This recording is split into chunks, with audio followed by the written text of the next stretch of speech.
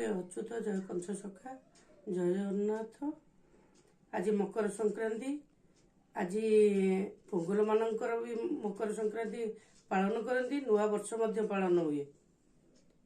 ଆଜି ମୁଁ ବିଶେଷ କରି ଗୋଟିଏ ଅନୁରୋଧ କରୁଛି, ଯେଉଁ ଲୋକମାନଙ୍କର ରୋଗ ବ୍ୟାଧି ହେଇଥାଏ, ରୋଗ ଭଲ ହେଉନଥାଏ, ସେମାନେ ଯଦି ଆଜି ମା ଧନୁ ସଂକ୍ରାନ୍ତିରେ ବାପ ଘରକୁ ଯାଆନ୍ତି, ମକର ସଂକ୍ରାନ୍ତିରେ ଶାଶୁ ଘରକୁ ଯାଆନ୍ତି, ତାଙ୍କ ସାଙ୍ଗରେ ଯଦି ତୁମେ ମନ୍ଦିର ପରିକ୍ରମା କରିବ, ସକଳ ରୋଗ ବ୍ୟାଧି ହରଣ ହେଇଯିବ। ମୋର ବିଶେଷ ଅନୁରୋଧ, ଯୋଉ ଭକ୍ତମାନେ ଯୋଉମାନେ ବି ମନ୍ଦିର ମଠ ଯେଉଁଠିକି ଯାଉଛନ୍ତି, ସେ ଭୋଗକୁ ସମର୍ପଣ କରିକି ବାଣ୍ଟି ଦିଅନ୍ତୁ। କାହିଁକି ଏବେ ସବୁ ମାୟା ଶକ୍ତିର ଖେଳ ଚାଲିଛି। ଏବଂ ଆସିଲେ ଘରକୁ ମାୟା ଆସିବ, ଘରେ ଗଣ୍ଡଗୋଳ ହବ ଏବଂ ଘର ଭିତରେ ଅଶାନ୍ତିର ବାତାବରଣ